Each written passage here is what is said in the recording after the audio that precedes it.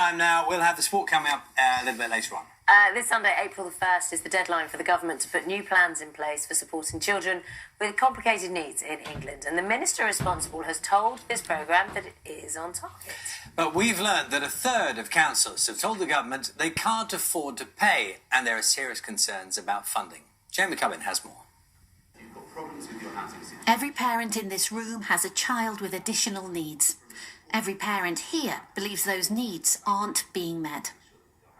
You've just had to fight and fight. I've had to fight and fight and fight and fight and keep on fighting. Many parents say without the right support, their child has been excluded from school. On numerous occasions, to the point where I couldn't maintain my job. You've lost your job? Yes. You've lost your home? Yes. Because you believe your son wasn't getting the right support? Completely. Completely. And there are parents here who say they have paid a heavier price still. Just ultimately exhausted from years of caring for a child without adequate support, really. I was completely... You had a breakdown? Yeah, I had a complete breakdown. Yeah, absolutely. There's no other word for it. I was completely... I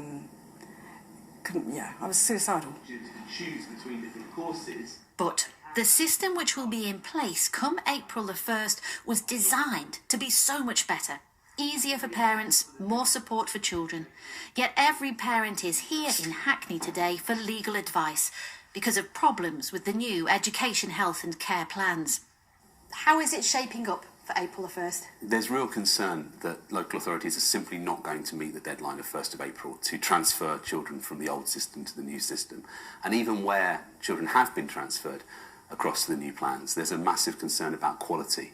And some of the plans that I've seen have been very rushed and are really no improvement at all. With a special needs statement, these proposed cuts directly affect me. There have been protests here in Hackney because of 5% cuts to SEND budgets, with the real risk of more to come. Parents say they are fighting for their children's rights. And it's a fight with you guys.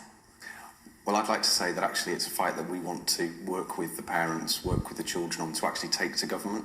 Hackney Council has seen a 34% increase in the number of children requiring statements, and yet funding is still frozen at levels going back to 2011.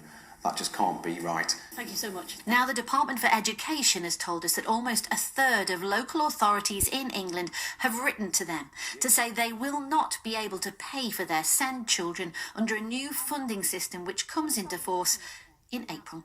I have pledged to you that I will continue to look at the statistics to understand why a handful of local authorities are having problems, the minority. A third of local authorities telling you they cannot meet their obligations is a significant sum. It might not be a majority, but it is a huge number. Majority of councils are coping. We are investing. We're not cutting. We're investing £6 billion by 2018-19 in special education needs and disabilities. No cuts for SEN! There is more money, but there is far, far more demand. Hackney is just one of many organisations which have written to the government to say this is a crisis.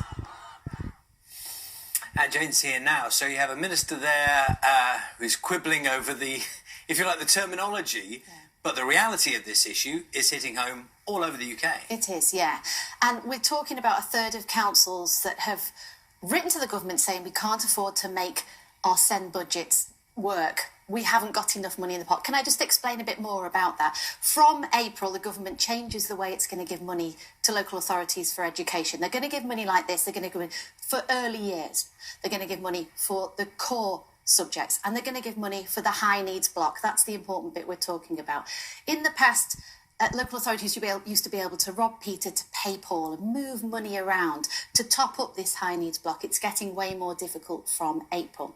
So this third of local authorities have written to the government saying, we still need to rob Peter to pay Paul because we've got a deficit. Now, just because the other 2/3 didn't write to the government to say this doesn't mean they're not in deficit. Very many are. We've tallied up the deficit of that third of local authorities that have written to government, and the deficit there comes to £160 million.